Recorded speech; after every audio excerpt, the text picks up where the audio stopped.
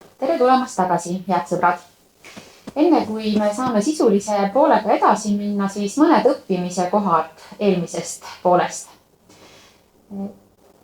Rühmatöödes me saime aru, et teil ei töötanud lingid ja te ei pääsenud nende linkidega sellele Drive'i tabelile nii ligi, et seda Drive'i materjalini ligi, et te seda täita saaksite. Kuna see on oluline ka sellel korral, siis on teile ka see link saadetud meiliaadressile. Nii et kui teil ei õnnestu seda avada siis selles Zoomi grupis, siis leiate te selle Drive'i lingi oma meiliaadressilt, mille te olete registreerimisel teada andnud. Siis, et kiirendada Zoomi töötubade loomist, siis te võite selle Zoomiga juba praegu enda lihtsalt kõrval käivitada. Et siis toimub jagunemine gruppidesse kiiremini. Nüüd workshopist.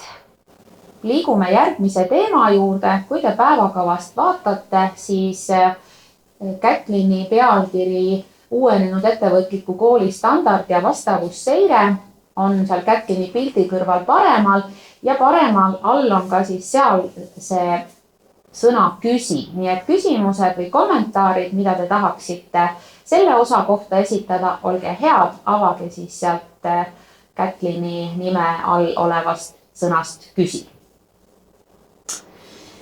Nii, aga liigume siis edasi.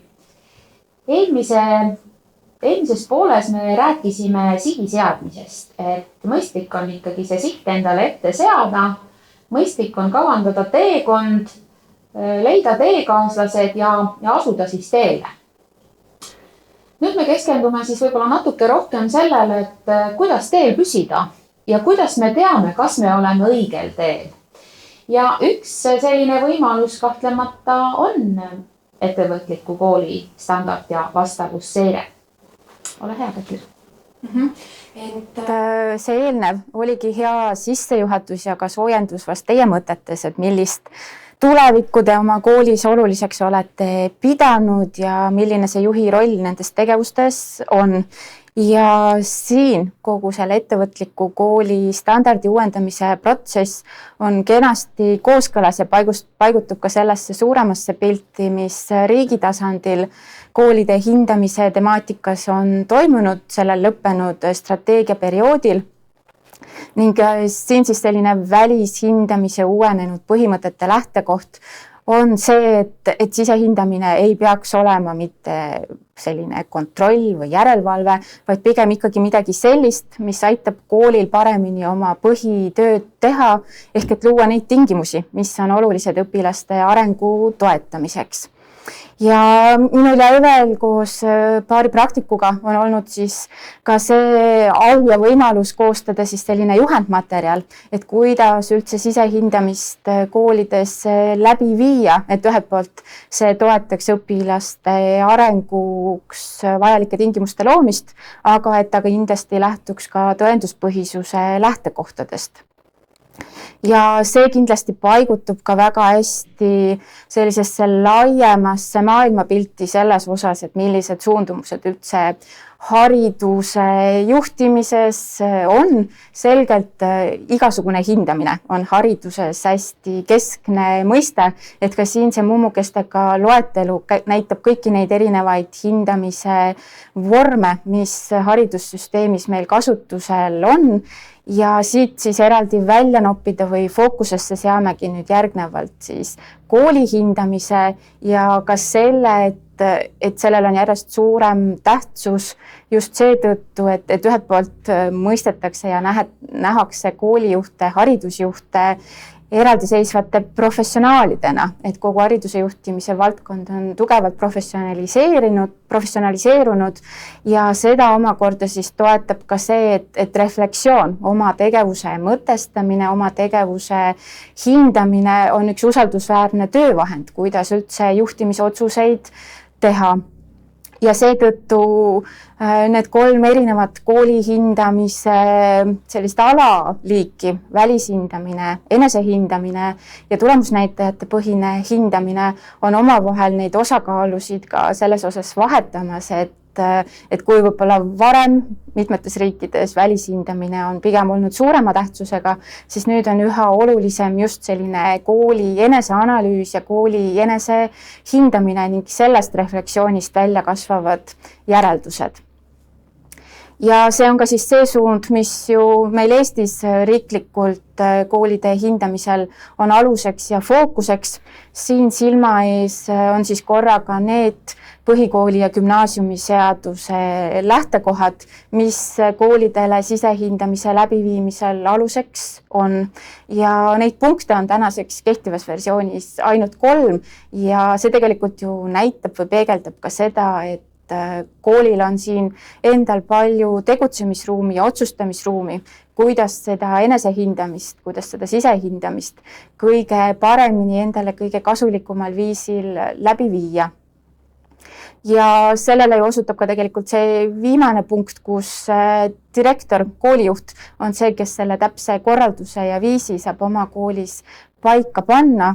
Mis võib-olla kõige täpsem orientiir on siis veel see periood, et ta on selgelt seotud kooli arengukava perioodiga ja vähemalt korra siis arengukava perioodi jooksul peaks ka sisehindamine toimuma koolis.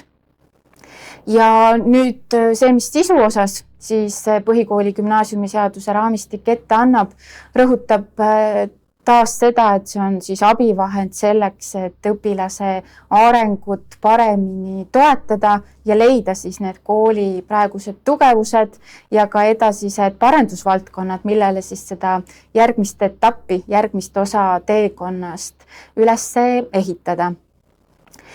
Ja võttes nüüd arvesse seda, et ühelt poolt selline enesehindamine on üha olulisem ja tähtsam, teiselt poolt, et riigi poolt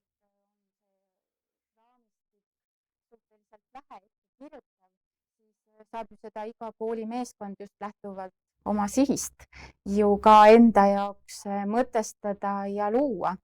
Ja siin selles meie võrgustikus, kes me praegult ajame ettevõtlikkuse asja, siis selgelt ettevõtliku õppe standard on ju tegelikult üks hea raamistik, kuidas seda enesehindamist ja ka sihiseadmist oma koolis siis paremini raamistada, paremini toetada. Ja nüüd järgnevalt me siis võtamegi need 2 olulist komponenti siis fookusesse. Ühelt poolt siis see, et mida selline enesehindamine ja vastavusseire protsess nüüd uuendatud kujul ettevõtliku kooli võrgustiku jaoks tähendab ja teiselt poolt, et millised need sellised sisulised hindamistegurid ja kriteeriumid siis standardist tulenevalt uuendatud kujul koolidele, lasteaedadele ka abiks on. Aga et siin ka siis lainele saada ja enda mõttes soojaks ja ka näpud vahelduseks jälle, siis nüüd kasutage taas seda küsimise võimalust siin workshopis ja siis see, mida kirja panna, ei ole mitte niivõrd küsimus, kui teie esmane seos.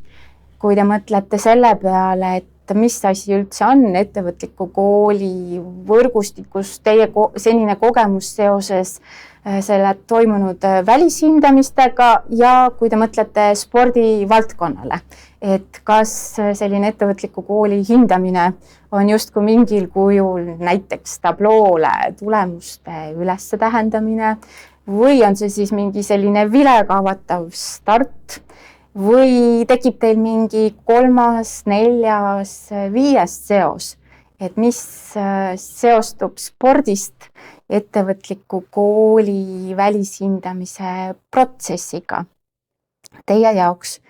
Et pange see selline märksõna või metafoor siis sellesse küsi jutunurka kirja ja hea oleks, kui te seda ka natukene põhjendaksite, et miks just selline seos teil seoses selle spordivaldkonnaga tekib. ja miks võib-olla selliste metafooride abil mõelda, siis see on ka ju tegelikult üks selline õppimise nipp, et kui me püüame leida neid võrdlusi, kõrvutamisi, siis see aitab ka meil jällegi oma arusaamisega edasi liikuda. Et seni, kuni te neid mõtteid sinna kirja panete ja metafoore spordivaldkonnast otsite, siis vaikselt liigun siiski ka edasi selle uuendatud protsessiga, mis ettevõtliku kooli kvaliteedimärgi saamiseks siis nüüd vastavusseire raames koolidel on võimalik läbi teha. Ja kõigepealt võib-olla kas see põhjendus või mõte, et miks me ei räägi välishindamisest, vaid räägime nüüd selles protsessis vastavusseirest. Et nagu ma ka avaslaididel välja tõin, siis hindamine on selline tugevalt laetud ja paljude tähendustega termin igal juhul hariduse valdkonnas ja sageli ilmselt need seosed ja assotsiatsioonid hindamisega ei ole vast ka meeldivad. Ja lisaks ka siis see, et kuna välishindamine on ka tegelikult ju Haridus-Teadusministeeriumi poolt sisustatud termin, mida tegelikult just ettevõtliku kooli hindamine ei täida, siis ja see, mida me ettevõtliku kooli kvaliteedimärgi protsessis tegelikult ju teeme, on see, et me jälgime, kuidas meil läheb ja millised koolide tulemused siis selle standardi kontekstis on. Ja siin tegelikult kena vaste hariduse ja kasvatuse sõnaraamatust nendest aruteludest leidsimegi, et see, millega me ju tegelikult siin protsessis tegeleme, on seire ja seire siis just selles osas, et kuidas kool vastab nendele standardis välja toodud hindamisteguritele. Kas sa, Heidi, tahad ka äkki omalt poolt natukene värvi või põhjendust juurde anda, et miks välishindamisest sai vastavusseire? Miks te selle ettepaneku omaks võtsite?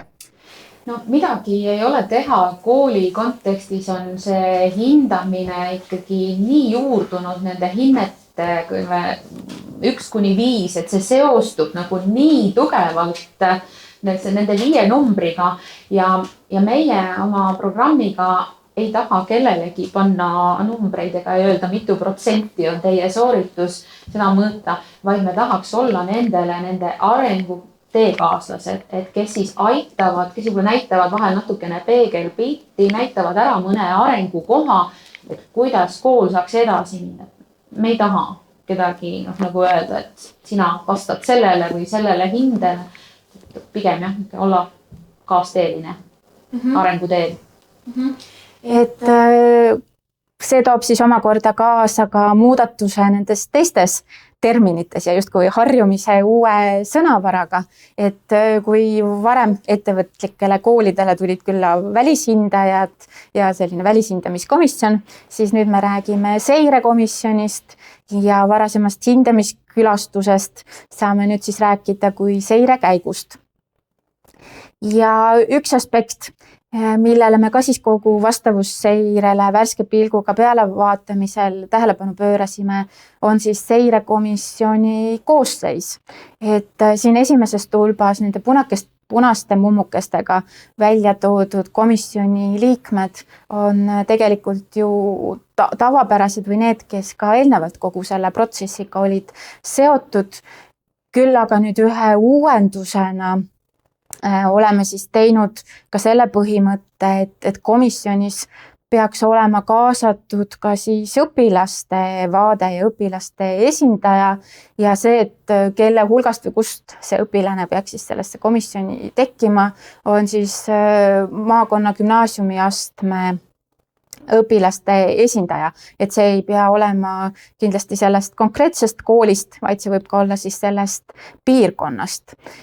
Ja miks siis selline täiendus, et siin tegelikult see põhjendus tuleb ka kindlasti sellest suurest raamistikust, millele me esimeses sessioonis EVE abil korra sisse vaatasime. ehk siis OSCD õppekompassist, kus oluliselt käis juba läbi selline õpilaste suurema agentsuse temaatika ja tegelikult siis ka üks selline abistav raamistik, kuidas sellist õpilaste kaasamisest mõelda, on välja pakutud siin sellise redeli astmestikuna, mille põhiidee siis ongi ju tegelikult see, et õpilased ei peaks olema ainult need, kellele midagi kool korraldab ja pakub, vaid et kes tegelikult ise on aktiivselt neid tegevusi kavandamas ja ka neid eesmärke seadmas, ehk et see on siis ka üks selline konkreetne viis, kuidas gümnaasiumi õpilased saaksid olla paremini kaasatud protsessi.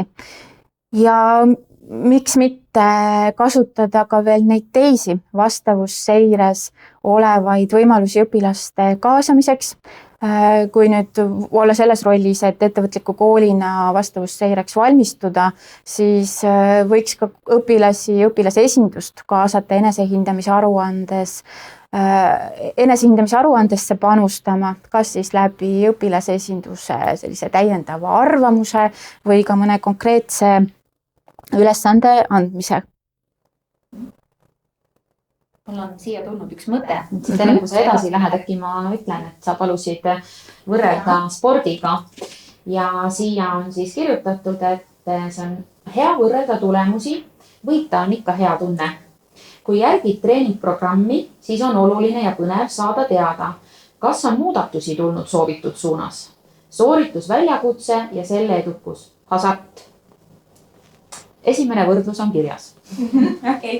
Et jah, kindlasti võivad need veel siin lisanduda, et see küsimus on justkui selles foorumi nurgas üleval, et selle spordi ja ettevõtliku kooli seostamisega me tegeleme siin ka veel natukene hiljem.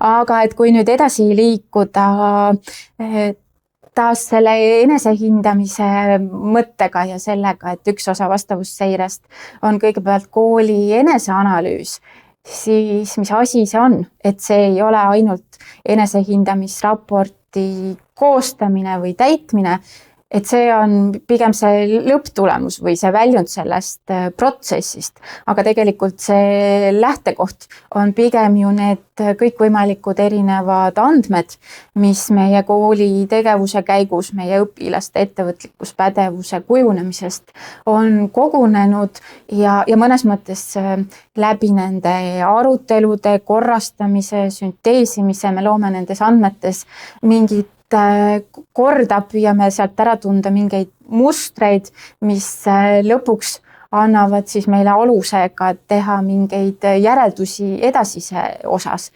Et seesama mõte ka natukene teise visuaali abil, et kus selgelt alguses ongi seda dialoogi oluline eneseanalüüsi protsessis üleval hoida, et mis kõikvõimalikud andmed meil kooli õppeprotsessi kohta on kogunenud.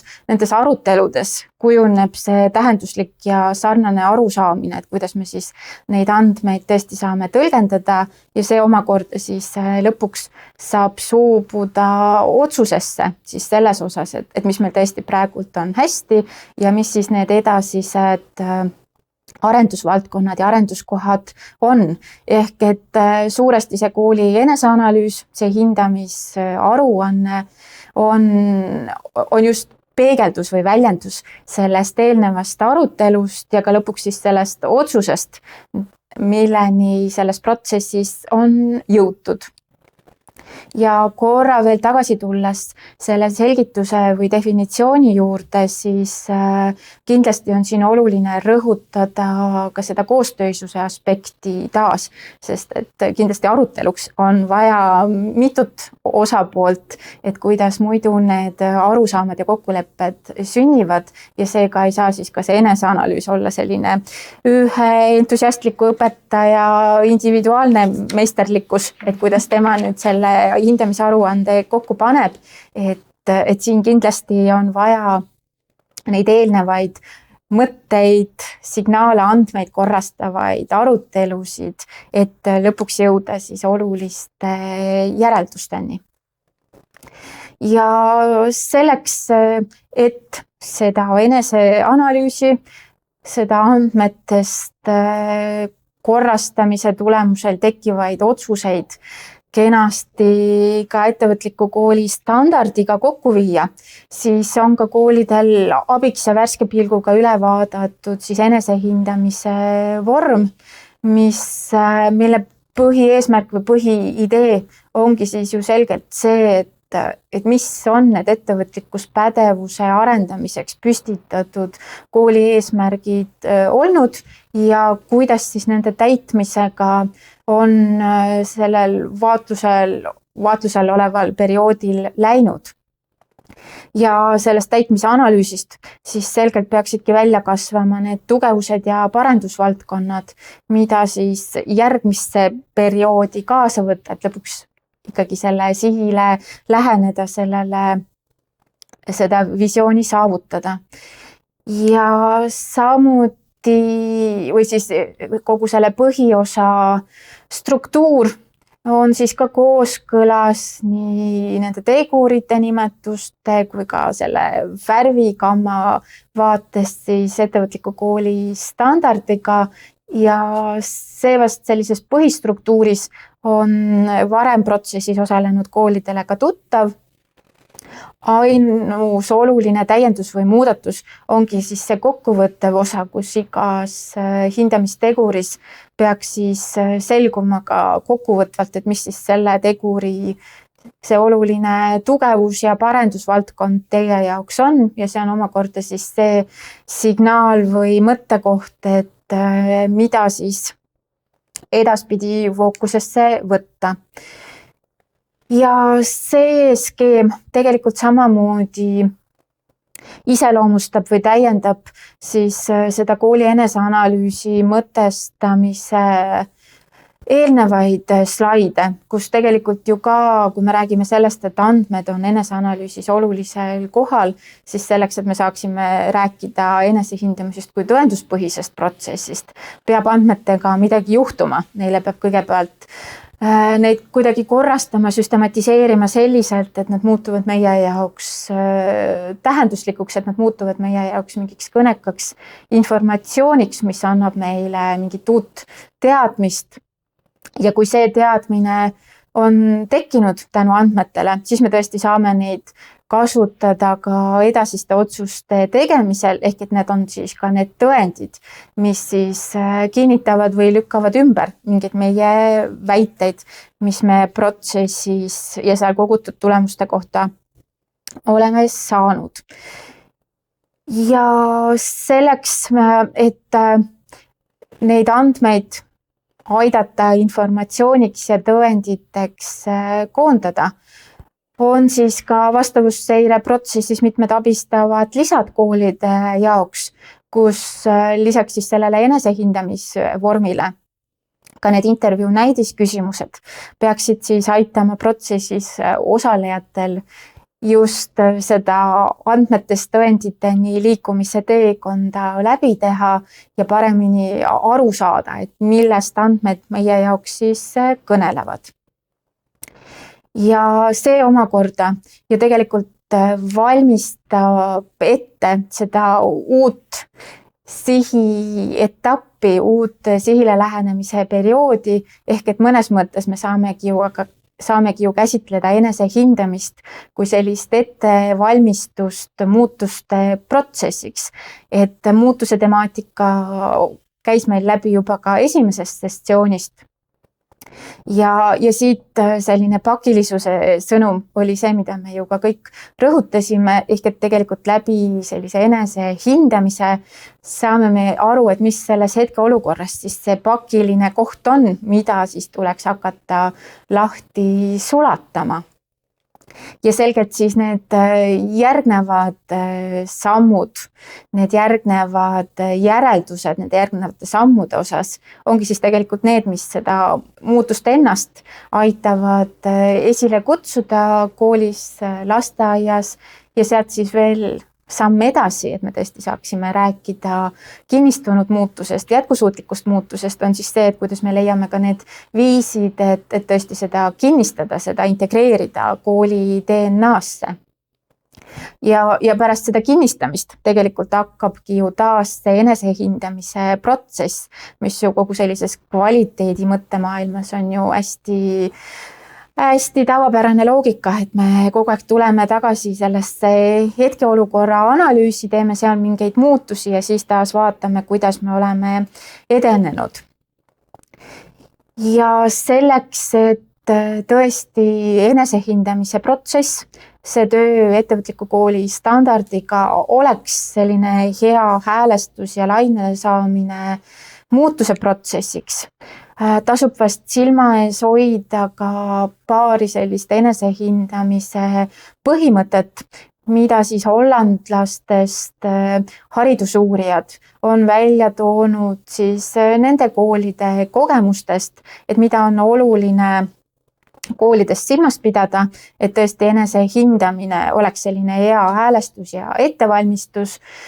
Ja siit sellest 7 punktist, et millele võib-olla neid rõhuasetusi teha, siis kõigepealt see, et selgelt enesehindamine vajab ettevalmistust ja see ettevalmistus tähendabki siis seda andmetega tööd, et meil oleks olemas need andmed, et me teaksime, millest need andmed räägivad veel sellise edasijõudnud tasemel, et ka need andmed on piisavalt usaldusväärsed ja kõnekad.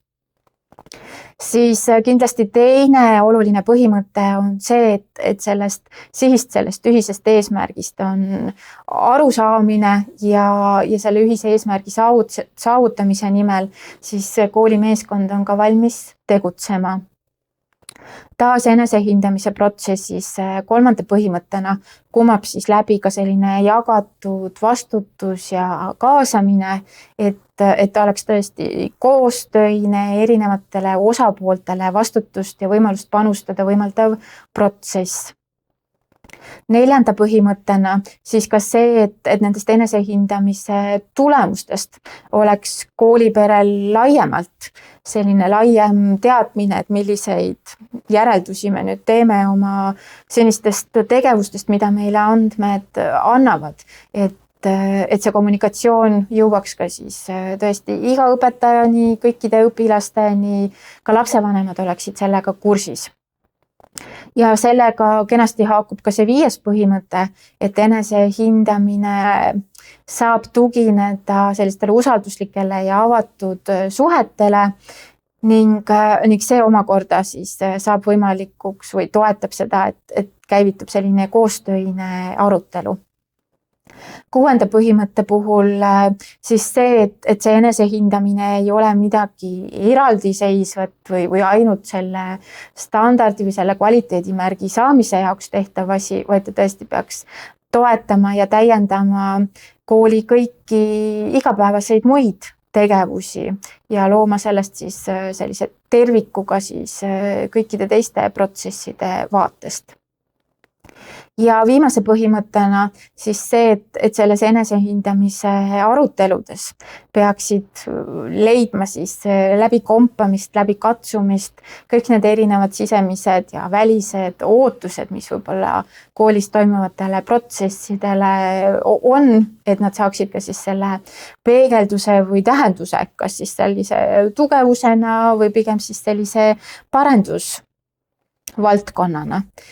Ja kui siis enesehindamise käigus võtta neid erinevaid koolielu, koolikultuuri aspekte fookusesse, siis taas see kooliterviklik lähenemine, et me ei pea iga kord võtma selleks muutuseks justkui midagi täiesti uut, justkui alustama seda ringi taas sellest õppesisus sisse viidava uuendusega, vaid tegelikult need muutused pigem peaksidki hargnema laiali või valguma nendesse teistesse koolielu aspektidesse, et kui me tõesti oleme enda jaoks läbi mõtestanud, mida see ettevõtlusõpe meie koolis tähendab, et see ei ole võib-olla ainult ühe õpetaja kitsas tegevus, vaid et seda saavad ka mitmete teiste ainete õpetajad toetada, siis siit selline järgmine samm, järgmine muutus saabki olla siis nendes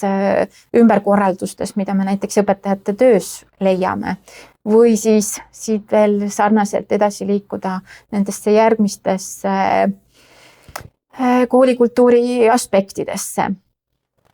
Ja ettevõtliku kooli standard uuendatud kujul ongi siis tegelikult heaks selliseks kraadiklaasiks või võrdluspunktiks, et kust ka leida neid kohtasid, kus tõesti seda muutuse pakilisus meil kõige suurem on, et selles uuendatud standardis kõik need hindamisvaldkonnad katavad tegelikult ka seda koolikultuuri tervikuna ja võrreldes nüüd selle varasema versiooniga on siis siin hindamisvaldkondade nimetustes nüüd mõned sellised tugevamad rõhuasetused, et näiteks varasem valdkond personal, siis seal tegelikult keskne teema on ju ikkagi see õpetajate õppimine, kuidas professionaalseks arenguks on toetavad tingimused loodud või siis kõik see, mis puudutab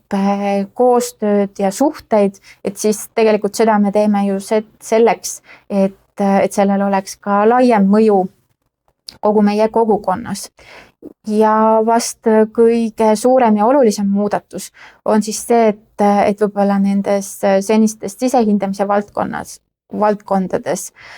mis oli ka ju ettevõtliku kooli standardi aluseks õppe- ja kasvatusprotsess, oli seal kõige viimasel 5. kohal, siis see lähtepunkt, et õppija areng ja õppimine on tegelikult kõige alus, sai ka nüüd selles uuendatud standardis siis just selle rõhuasetuse, et see õppe- ja kasvatusprotsess on tõesti seal kõige peal, see kõige laiem, see kõige kesksem. Nüüd põrgatan palli Heidile ka korraks, et kuidas sa neid uuendatud hindamisvaldkondasid nüüd sellise lühikese praktikas rakendamise järel tagasi peegeldad, et kuivõrd see selline uuendatud kujul hindamisvaldkondadeks sulle tundub, et koolid on valmis olnud? No kuna meie põhiprotsess koolis on ikkagi õppe- ja kasvatusprotsess, siis see, et tõsteti nii-öelda katuseks, kõlab ju igati loogiliselt, eks kummaline võib-olla tagasi mõeldes minul praegu ongi see, et kuidas ta meil seal ennem seal viiendal kohal oli. Mulle meeldib see rõhuasetus ka siin see professionaalse arengu toetamine, mis tegelikult ei tähenda ju seda, et ainult õpetaja peab olema toetatud oma juhi poolt, et ka õpetajad ise saavad teineteise professionaalset arengut toetada ja siin kaasa aidata. Et selle sõnastus, eestvedamine ja juhtimine nii nagu oli, nii on, täna tekitas minus Eve sellise mõttekorra, et kas tõesti, äkki tõesti pole neid ressursse vaja nagu kuidagi eraldi välja tuua, äkki see peaks olema ka kõikide nende teiste alla, kuna me siin täna mõtleme, et pigem siiski seda rahalist ressurssi, et siis tõenäoliselt on ta siin lihtsalt veel eraldi jäänud. Nende valmisolekut selle uue standardiga hakkama saada, ma ei oska veel hinnata, seda on nagu nii vähe tehtud, millega ma olen ka kokku puutunud, et nad küsivad, et kui palju neid tõendeid, et kui palju tõendeid on nagu parasjagu või et mis on õiged, et mida ma võin sinna kirjutada, mida ma ei või, et need on need, millele siis peame aitama otsida vastuseid. Ja selles suunas me mõtleme ka natukese aja pärast toimuvates rühmaaruteludes, aga selleni siis, kui me sinna faasi oleme jõudnud. Võib-olla veel, et sisuliselt avada standardis tehtud uuendusi, siis taas üks viide või seos õppekompassiga. Ja siin võib-olla selline teine rõhuasetus on just see, et õppekompass räägib palju sellistest uutest pädevustest, uutest olulistest võtmepädevustest, mida tulevikus 21. sajandil edukalt toimetulekuks on kõikidel õpilastel vajalik omada, siis standardis me oleme püüdnud läbivalt kajastada siis sellist mõtteviisi, et tõesti see kooli arusaamine, kuidas ta oma õpilaste ettevõtlikkuspädevust toetab, on justkui selline baastase, mis iga ettevõtliku kooli märki omaval koolil on oluline demonstreerida.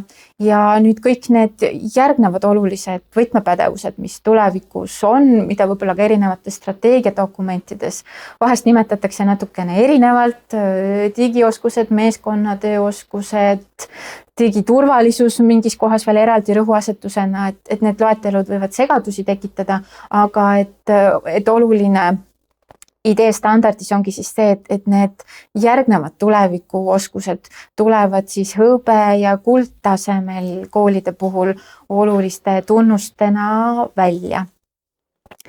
Ja kui veel ettevõtlikkuspädevusega töötamisest edasi mõelda, siis kasutan siin ka ühe Tallinna Ülikooli kolleegi Elina Malleuse sellist välja pakutud lähenemist, mis mõnes mõttes on universaalne igasuguste üldpädevustega töötamise juures ja mis annab siis justkui sellise raamistiku või astmestiku, et millal me saame tõesti rääkida ühe või teise üldpädevuse arengu toetamisest, et mis on tegelikult need olulised või vajalikud eelnevad sammud, see vajalik eeltöö.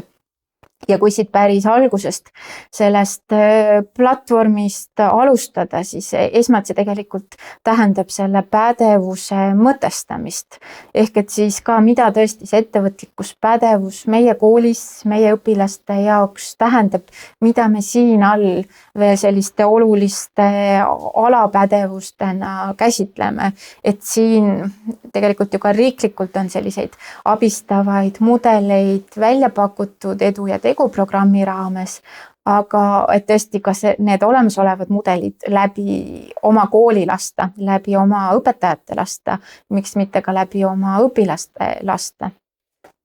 Ja siis, kui me oleme aru saanud, et mida me tõesti selle pädevuse all silmas peame, mille arengut me tahame toetada, siis järgmine selline aste ongi siis kõigepealt vaadata iseenda sisse, et mida mina õpetajana teen, kuidas ma seda pädevust siis oma praktikas rakendan, mida ma võib-olla ise peaksin veel juurde õppima, et selle pädevuse rakendamisel olla ise edukam. Siit järgmine 3. aste on ka siis selle pädevuse taseme, selle hetkeolukorra kaardistamine taas, et kui me tahame mingit pädevust arendada, näiteks õpilaste ettevõtlikkuspädevust, siis kuidas me teame, milline on see pädevuse tase praegult meie õpilastel. Ja selgelt see viib juba on ju mõttega sellele, et kuidas me neid andmeid ettevõtlikkuspädevuse kohta õpilastelt kogume, millised need hindamisvahendid on. Ja siis, kui me tõesti teame seda pädevuse taset, siis me saame asuda seda ka kuidagi toetama. Ehk et kui me nüüd töötame ka paralleelselt ettevõtliku kooli standardi hindamisvaldkondadega, siis tasub siin neid trepiastmeid ka natukene fookuses hoida, et kui me demonstreerime ühte või teist laadi tõendeid, siis millisel tasemel olemist need meie jaoks iseloomustavad. Ehk siit ka natukene tagasipeegeldus on ju sellele küsimusele, et millised tõendid on need õiged ja kui palju tõendeid on vajalikud, siis siit ka selle abil saab natukene seda arusaama kujundada, et kui me praegult leiame, et meie tugevus on jõudmine näiteks sellele kaardistamise tasemele, siis võib-olla polegi niivõrd oluline kajastada neid eelnevaid samme, et see piiritleb ka siis selle vajaliku tõendite ja andmete koha.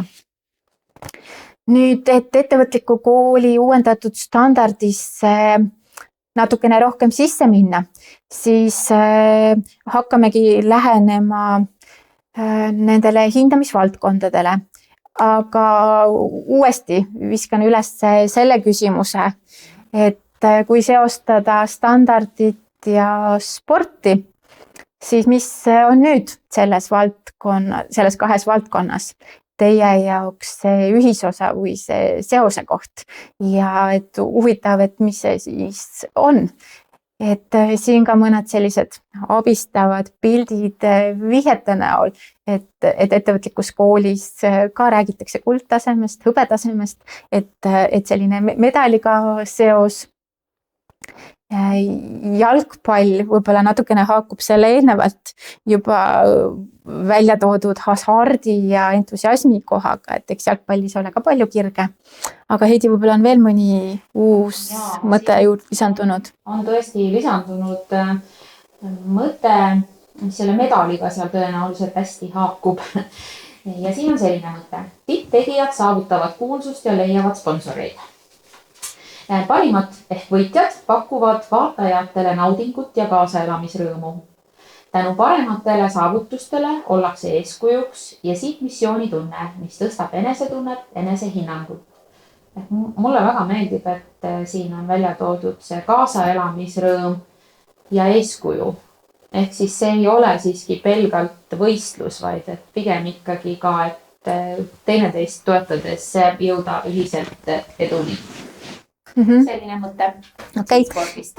Jah, et kõikidel kaasasolijatel siis jätkuvalt võimalus neid spordivaldkonnaga seoseid sinna küsimise jutunurka lisada. Aga et nüüd põgusalt igat hindamisvaldkonda läbi käies, siis korra siin kõrvutavalt nii see vana versioon kui ka see uus versioon ja siis mõned rõhuasetused, et kus need muutused on toimunud. Et kõigepealt siis õppe- ja kasvatusprotsess, et kuna siin tõesti see ettevõtlikkuspädevus on oluline ja kesksel kohal, siis seetõttu tugevdasime seda aspekti kogu standardis, ehk et seetõttu on ta siis ka kahe hindamisteguriga kaetud. Nüüd see eelnevas esialgses versioonis olnud põhikoolist väljalangevus on selgelt tänasel päeval oluliselt laiem temaatika kogu kaasava hariduse dilemmade, probleemide ja küsimustega ning seda siis ka see erivajadusega õppijat käsitlev hindamistegur iseloomustab. Nüüd need järgnevad 4 hindamistegurit on võib-olla sellisel pealkirja tasemel suhteliselt sarnased, mida võib-olla sellise läbiva rõhuasetusena korra välja tuua, on ka see, et sellistest kvantitatiivsetest protsentidest sinna juurde oleme püüdnud siis lisada ka selliseid mõõdikuid, mis pigem toovad välja selliseid kvalitatiivseid muutuseid, et tõesti mingid asjad toimuvad baastasemel, hõbetasemel hoopis teistmoodi kui baastasemel, et seda ka siis selliste kvalitatiivsete näitajatena on võimalik välja tuua, aga et neid konkreetseid näiteid me ka kohe varsti saame hakata igaüks otsima. Nüüd see teine hindamisvaldkond, eestvedamine ja juhtimine, siin sai olulise teemana välja toodud siis kõik see, mis seostubki arengueesmärkidega seoses, et kas tõesti ettevõtlikkuspädevuse toetamine on ka see eesmärk, mis meie kooli arengudokumentidest välja paistab, et selle kohta siis eraldi hindamistegur. Siin all on siis nüüd ka koos sellise korraldusliku ja koordineerimise poolega seotud tegurid nagu meeskond ja korraldus ja natukene siis ka oleme koondanud juhtimisinfo ja sisekommunikatsiooniga seonduvat kokku. Nüüd kolmas hindamisvaldkond, mis käsitleb professionaalse arengu toetamist, et siin siis on 4 peamist sellist alavaldkonda, mis siis peaksid katma neid erinevaid professionaalse arengu aspekte. Ühelt poolt siis on ju see, et millised täienduskoolitused toetavad ettevõtlikkust ka õpetajate jaoks, milline laiemalt see enesetäiendamise tugisüsteem on ja sealhulgas siis kolmandana, et selline mitteformaalsem koostöisem õppimine, millised seal need võimalused koolis loodud on ja viimaks ka praegu hästi ajakohane ja oluline teema, et kuidas siis üldse alustavat õpetajat selles koolis toetatakse ja sealhulgas, kuidas siis ka alustav õpetaja ettevõtlikkuspädevusega seotud lähenemisviisidega kurssi saab. Nüüd koolipere aktiivsus ja mõju kogukonnas kui 4. hindamisvaldkond. Siin on siis nüüd 4 uuendatud hindamistegurit, aga mitmed või osad nendest liikusid või korrastusid natukene ümber ka siis varasemate teiste valdkondadega, et siin näiteks selline õpetajate kooliväline aktiivsus paigutus nüüd siia, et ei ole enam selles professionaalse arengu toetamise all. Ja siin jah, siis vast see kõige olulisem ja läbiv, mida enesehindamine peaks peegeldama, mida koolitöö peaks peegeldama, ongi siis see, et kuidas siis seda mõju oma koolimaja seintest väljapoole me saame ettevõtlikkuspädevust toetavate tegevustega luua. Ja nüüd viimane hindamisvaldkond, kus tõesti on siis hindamistegurite nimetuste osas kõige vähem muutusi ja võib-olla siis sisu osas jah, natuke selliseid kvalitatiivseid tegureid lisandunud. Ja nüüd siis hakkame lähenema sellele tehnilisele väljakutsele, mille me loodetavasti lahendame teisel katsel edukamalt kui esimesel katsel. Ja see küsimus või et kuidas me sellega siis töötame, ongi nüüd kõigepealt see, et kui me liigume rühmadesse, siis iga rühm saab keskenduda ühele konkreetsele hindamistegurile ja lugeda ja arutada seda siis mõttega läbi ja muuhulgas siis sellest arutelust, mõttega läbitöötamisest välja tuua siis just need teie kooli näited, mis teie meelest väga hästi tõendavadki just selles hindamisteguris, kas siis seda baastaset või hõbetaset või kuldtaset, et kus te parasjagu ennast leiate olevat. Et see on siis see lähteülesanne ja kuidas selle ülesandeni jõuda kõigepealt sisuliselt, siis ka tehniliselt.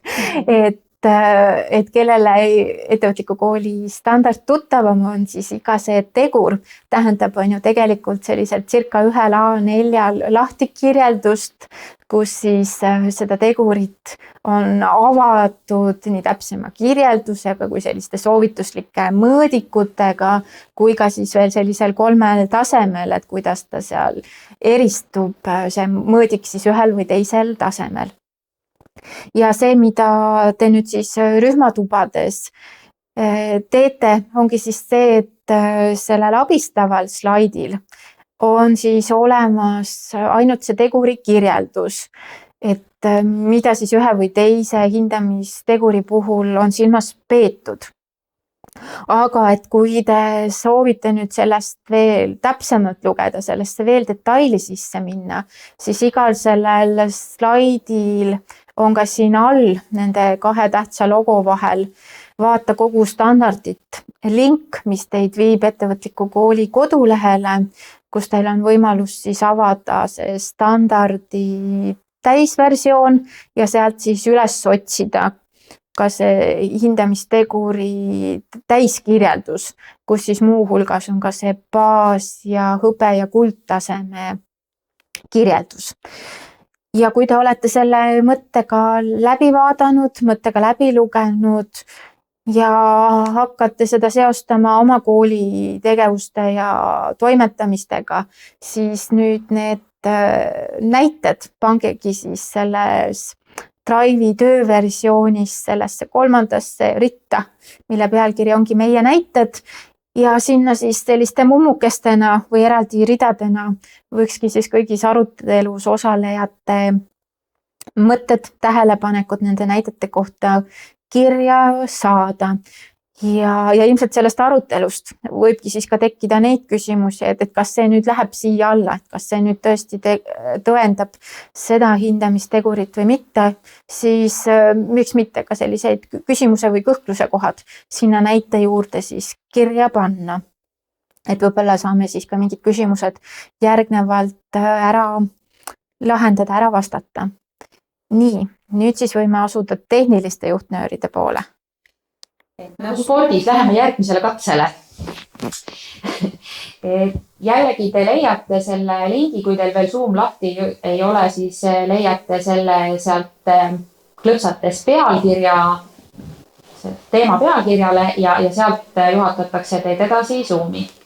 Ja teil on siis aega 15 minutit, olge siis head, tooge sinna konkreetseid oma koolide näiteid, jagage neid teistega, saate ise mitme näite võrra pärast rikkamaks, sest meie jagame ju kõike seda, mis me siin saame jällegi teiega. Nii, praegu siis workshop pange pausi peale. Kui näited saavad kõik kirja, siis üks rühmast, kas see on siis sama inimene, kes eelmisel korral, jääb Zoomi ja annab meile siin kõigile ülevaate sellest, missuguseid näiteid rühmast toodi. Ülejäänud võivad siis kenasti Zoomist workshopi tagasi minna. Te leiate siis selle esimese slaidi numbriga 68 ja sealt edasi tulevad siis rühmad nummerdatuna ja nii nagu juhuslikkuse alusel teid rühma suunatakse, siis sellise numbriga lehe te omale ka võtate, mis numbriga rühma teid suunati. Teile on siis saadetud see Drive'i link nüüd 2 kohta, kui teil ei õnnestu seda avada workshopist, siis rohkem rahvast koos. Nii, keegi on asunud juba tööle. Nii, me kohtume siin siis 51. Jõudu tööle. Tere tulemast tagasi areenile, kui sporditerminite juurde jääda. Meie teine katse tundub, et oli edukam, sellepärast, et seal Drive'is on mõtted kirjas ja me nüüd siis palume kõikidel rühmadel tuua umbes minuti-pooleteise jooksul nende tegurite kohta omi näiteid. Ja kuna need meile siia praegu ekraanile ei ilmu, siis olge head, vaadake, mis teil sinna Drive'i kirja sai ja jagage neid meiega. Ja meil peaks olema 8 rühma, jah.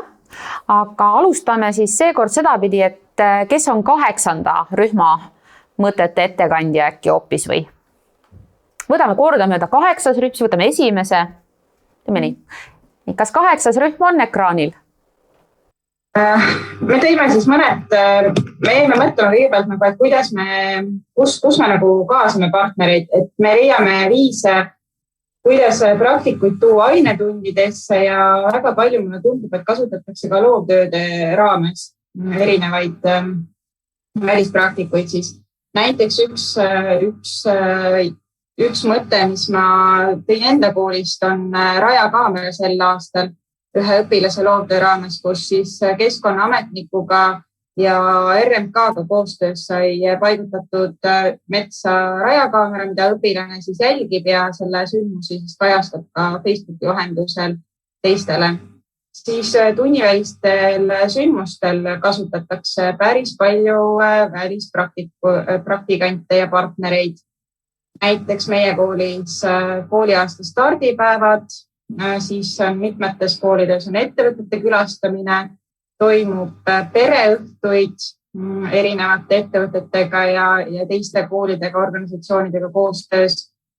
Kaasatakse ka siis lapsevanemaid ja õpilasesindust ja siis ka selline kogukonnaga koostöö või kogukonnale siis võib-olla ka millegi pakkumine mingite läbi siis külalisesinejate, kes siis tutvustavad erinevaid teemasid või käsitlevad erinevaid teemasid. Ma oskan jälle enda koolist lähtuvalt tuua näite, et meil on sellised kogukonnakohvikud. kus siis kaasame erinevaid välisesinejaid ja toimuvad sellised ühisarutelud põnevatel teemadel. See on meie poolt siis näidete poolt praegu kõik. Suur tänu! Väga head näited, võib-olla selle hindamisteguri puhul veel see rõhuasetus, et kuidas see edasiareng sealt baastaseme, hõbetaseme, kuldtaseme puhul toimub, siis see rõhuasetus või selline kvalitatiivne muutus peaks olema, on ju selles, et me ainult ei tee kogu aeg järjest rohkem neid erinevaid üritusi ja kaasamisi, vaid see kvalitatiivne muutuse koht on siis see, et me vaatame seda süsteemi toimimist tervikuna üle. Ehk et ka nendelt ekspertidelt, vabatahtlikelt, keda me kaasame mingil kujul, kogume tagasisidet, tagasipeegeldust, et kuidas nende vaatest kogu see protsess oli ja mida me siis oma koolikorralduses saame nende jaoks paremini selgemaks timmida. Et jah, selline pideva parendamise rõhuasetus on siin see edenemise koht. Suur tänu, lähme edasi. Võtame siis nüüd rühma number 1. Kas meil on rühma number 1 esindaja ekraanil? Rühm number 1 tegi küll väga tublit tööd, väga palju näiteid. Aga kas sa loed äkki siis ise, kui esimesel rühmal ei õnnestu meiega ühendust saada, et missuguseid näiteid rühm number 1 tõi? Et see hindamistegur oli siis selle kohta, et kuidas õppijate kaasatus õppe- ja kasvatusprotsessi kujundamisse toimib koolis ja siin siis need näited on, kõigepealt on ju läbi rahulolu küsitluste, läbi õpilaste uurimistööde, mis siis käsitlevad ka neid erinevaid rahulolu aspekte, et iga kursuse või teema alguses arutatakse eesmärgid õpilastega läbi, õpilase esinduse roll ja nende osalemine siis sellistes temaatilistes töötubades koolisiseselt, osaluskohvikud, arenguvestlused, tagasisidekaardid, tagurpidi koolitund. Et jah, mitmed sellised näited, mida võib-olla ma omalt poolt veel selles hindamistegurist sellise rõhuasetusena välja toon, ongi siis just see kvalitatiivne muutus, et kui seal baastasemel on jah rõhuasetus või olulisel kohal see, et kuidas õpilane saab selliseid oma isiklikke õpieesmärke seada, siis seal kõrgematel tasemel on rõhuasetus siis jällegi sellele õpilaste laiemal kaasatusel õppeprotsessi kujundamisse, et need ei ole ainult tema isiklikud eesmärgid, vaid tõesti kogu selle klassi või selle õpperühma eesmärgid, mida siis õpetaja ühiselt õpilastega koos seab. Aitäh! Esimene rühm ja Kätlin. Nii, aga siis põrgatame sinna teise otsa jälle. Rühm number 7. Kas meil on siin praegu 7. rühma esindaja oma rühma näidetega? Ja, on olemas. Suurepärane. Kuulame.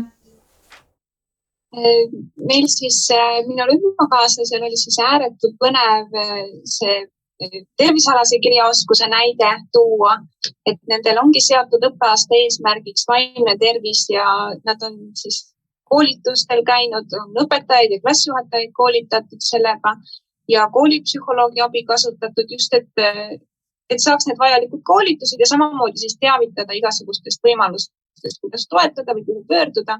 Et koolipsühholoog tegi siis lausa infovoldikut, mida siis jagati nii õpetajatele kui õpilastele kui lapsevanematele. Samamoodi käib siis igasugune info jagamine, keskkondade jagamine, et kus siis saab ennast arendada. Ja meil on siis selline koolitussüsteem olemas, kus meil igal aastal toimuvad arengu rahulolu küsitlus on nagu sisendiks, et seal on ka koolitusvajaduste kohta uuritud ja sellest siis kaardistatakse siis arenguvajadus, et milliseid koolitusi oleks vaja. Ja koolitusi on siis nii ainult õpetajatele kui ka kogu kollektiivile meil. Aitäh nende näidete eest.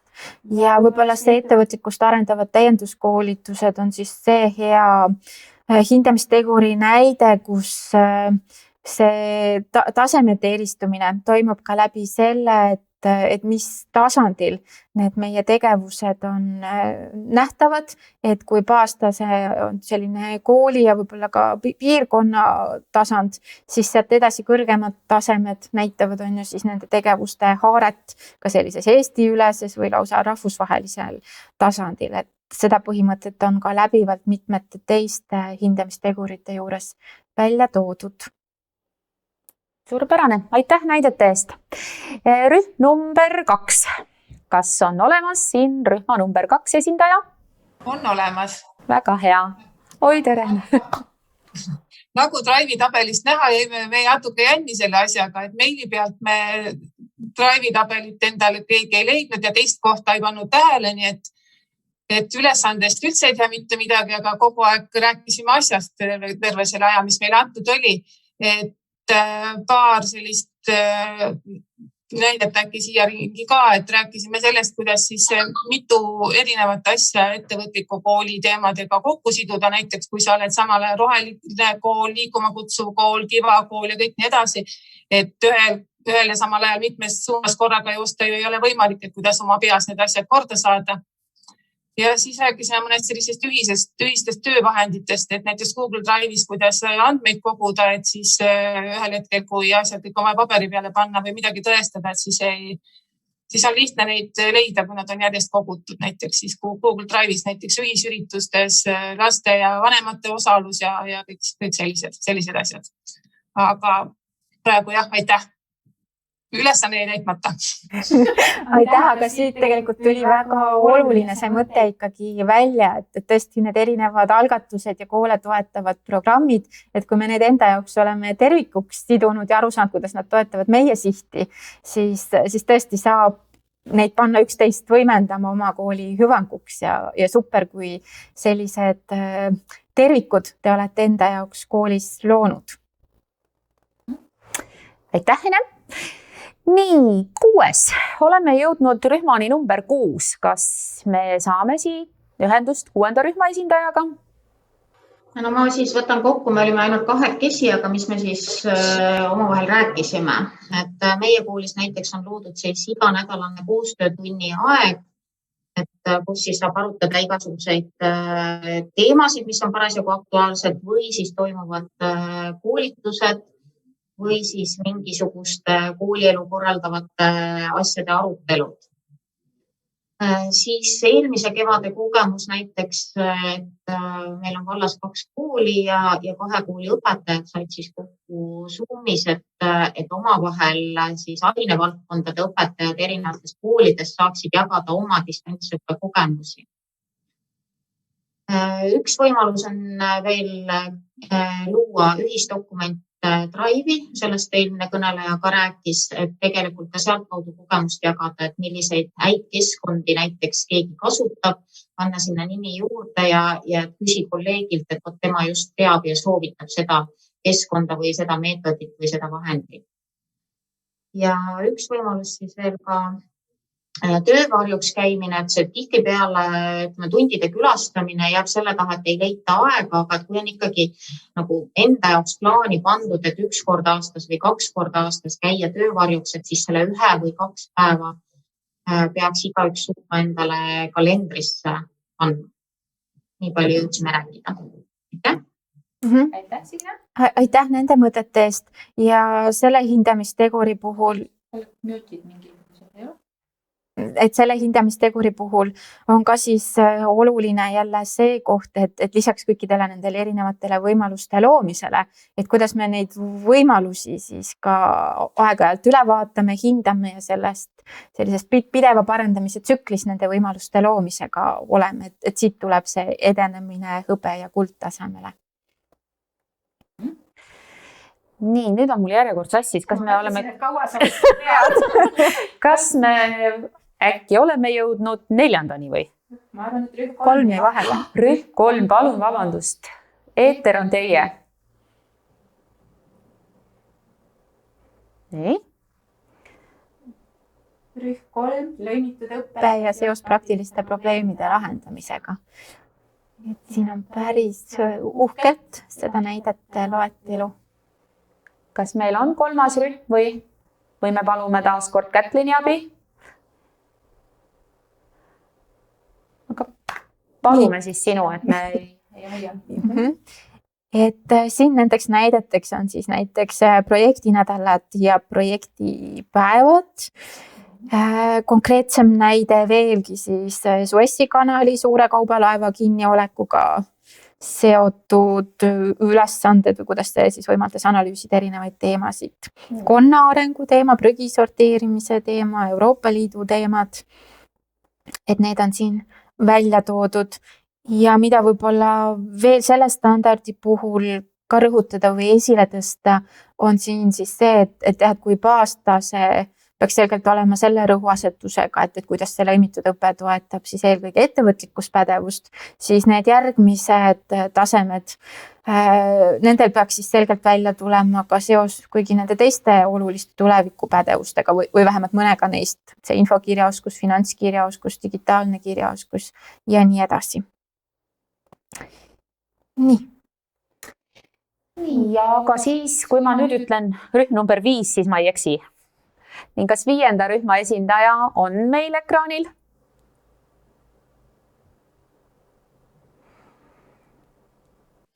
Olen täitsa olemas. Kas on kuulda? Olen Karis Peetsalu ja Jõhvi põhikoolist. Ja me vaatasime rohkem, jõudsime arutleda küll tegevuste osas, aga tegelikult meie koolile on seatud ka tulenevalt selle ettevõtliku kooli ja Tallinna Ülikooli kooliarendusprogrammist, mis on siis tõenduspõhine muutuste juhtimine ettevõtliku koolikultuuri loomiseks, kus 6 Ida-Virumaa kooli hetkel osalevad, et me loome seal hetkel ja korrigeerime enda eduplaani.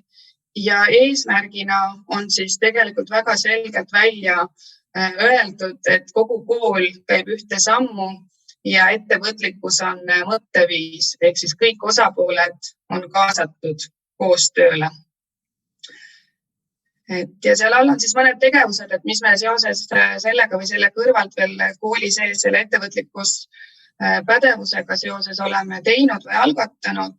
Et 9 on siis teisel poolaastal algatatud lapsevanemate koostöö õpiring ja me oleme nagu välis- või väljapoolt partnerina teadlikult kaasanud ka noored kooli. Et sealt on meil kogukonnajuht Moonamägi abiks, kes siis õpetajatele ja ka lapsevanematele koos kõigepealt õpetas esimesel kohtumisel, mis asi see õpiring meetodina üldse on ja kuidas siis selle meetodina või meetodiga koostööd teha. Ja juba selle esimeste kohtumise või ka selle meetodi õppimise teemaks oligi meie enda kooli visioonist eesmärgiks seatud siis ettevõtliku julge ja loova õppija kujundamine või kujunemise toetamine siis pigem. Ja on välja kujunenud sealt juba 7-8 erinevat töörühma, kes siis käivad hetkel kokku vahekohtumisi ja siis järgmisel kohtumisel läheme sisuliselt juba edasi, et kust mis uued algatused, uued projektid, uued mõtted vahekohtumistelt välja kasvanud on. Aga lisaks sellele on siis koolis endas veel õpetajate koostöö toimib siis esimesel õppeaastal või esimesel poolaastal. Me alustasime ka väga innukalt ja täis energiat iganädalaselt. Saime kokku kolmapäeviti siis kooliarenduse töörühmas, kus järjest võtamegi siis ette kooli dokumente, koolis kehtivaid kordasid ja ka seda, millest võib-olla ka noored õpetajad tunnevad, et on puudust, et millised juhendid täiendavalt oleks vaja luua, mis toetavad ka seda ettevõtlikku koolikultuuri. Aga teisel poolaastal me käime üle nädala, sest lisaks sellele kooliarenduse töörühmale on meil ka digitund iganädalaselt, et 2 päeva korraga või 2 päeval järjest mahukalt peale tunde õppida või koostööd teha oli päris suurt pingutust nõudev. Nii et teisel poolaastal me käime üle nädala kokku, et ühel nädalal on siis digitund ja teisel nädalal tegeleme siis kooliarenduse ja ettevõtlikkuse teemadega. Et hetkel kõik, aitäh! Selle hindamisteguri puhul võib-olla veel see rõhuasetus, et kuidas kool saab liikuda hõbe ja kuldtasemele, on siis see, et kui saab ka näidata seda, et need seatud eesmärgid on ka siis mingi perioodi lõppemise järel saavutatud, et need on need kõrgema taseme tunnused. Ja meil on jäänud rühm, mis kannab numbrit 4. Kas 4. rühm on siin ekraanil meiega? Jah, me küll ei suutnud kuidagi kokku leppida, kes räägib, sest me olime nii erinevad tehnilised põhjused ja lõpuks me seda rühmatööd saime tõesti teemat arutada viimased 2 minutit, kuni me leidsime üles selle Drive'i tabeli ja nii edasi. Aga nii nagu meil see kirja said, et kuidas seda levitada infot, et alates sellest, et see ettevõtliku kooli märk on kooli kodulehel, et kui toimuvad mingisugused sündmused, et siis kindlasti neid tutvustatakse nii vanematele kui õpilastele. Siis, et see kooli logod on, ühesõnaga, et selle programmi logod on ka meilide all, mis eriti selle teemaga kokku puutuvad, siis tutvustada üldkoosolekul, õpetajatega algselt läbi rääkida. Et ma ise siin kõneisikuna on see, et me oleme tegelikult, meie ei ole ise ka koolina veel otseselt liitunud, vaid oleme alles liitumas selle programmiga ja siin konverentsil ka tänu sellele, et kolleeg palus osaleda, et äkki ta ise ei saa osaleda. Siis jah, et ma ei oskagi väga hästi teile rääkida, mis me jõudsime arutada, aga midagi sai sinna Drive'i tabelisse ka kirja. Ja aitäh, et need on ju igati asjakohased ja kenasti hindamisteguriga kooskõlas olevad mõtted. Võib-olla seda tegurit taas laiemalt kommenteerides, siis siin on ka vast oluline välja tuua või näidata on ju seda kooli või lasteaia organisatsioonina õppimist. Et oleme püüdnud on ju ühtemoodi seda ettevõtlikku õpet korraldada oma koolis. Mingid asjad ei töötanud, tegime kuidagi oma süsteemi ringi ja nüüd proovime uut moodi. Et selline pidev parendamine, kui seda oskame välja tuua ja seda fookuses hoida, siis on see kenasti kooskõlas ka hindamisteguri ideega. Ja saidki kõik rühmad läbi käidud. Jaa. Suur tänu teile kõikidele ja siirdume siis tagasi taaskord Workshopi. Tere tulemast siis tagasi ja olemegi jõudmas sellesse faasi, et hakata kokkuvõtet tegema, kuhu me tänaste aruteludega oleme jõudnud. Ja alustasime sihiseadest ja siin see soov, inspiratsioon, huvi ja teeme ära, kui olulised komponendid said siis teiselt poolt teises sessioonis ettevõtliku kooli standardiga selles mõttes toetatud, et see aitaks ka seada siis tarkasid eesmärke.